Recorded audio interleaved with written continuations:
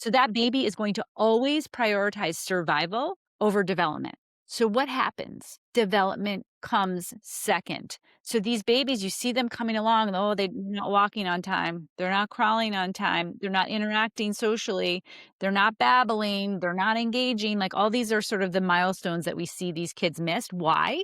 Because their bodies are too busy surviving. So they're developmentally delayed. So then that carries on, and those developmental delays turn into a more complex condition that we call autism, where those deficits are so great that the child never learns to speak or never has the capacity to speak, doesn't have the motor capacity to develop speech. That child has all kinds of visual processing disorder problems because the visual system never got properly developed because, again, the body's so busy getting rid of the toxins, so busy dealing with gut dysbiosis and the microbial metabolites that come out of that.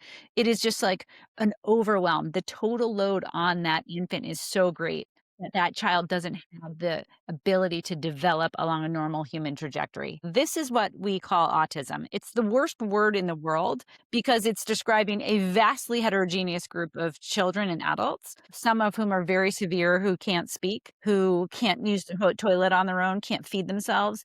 And then there are some who what we would call level one, who are, grow up to talk and, interact and have friends and hold down jobs, but they're a little quirky or maybe they have a little issues with social interactions. That's a vastly heterogeneous group of people that we just label this term autism because we don't know what else it is. We should stop calling it this word autism and start saying, oh, well, this infant didn't grow along a typical human trajectory. Why not? What's underneath the hood? What might be stressing this system that didn't allow them to develop? That's what we need to be doing with all humans instead of putting them in these like diagnostic categories like ADHD or learning disability or autism or pervasive developmental delay. Like we give them these labels that are not helpful. What we need to be doing is saying, all right, what's going on with the gut?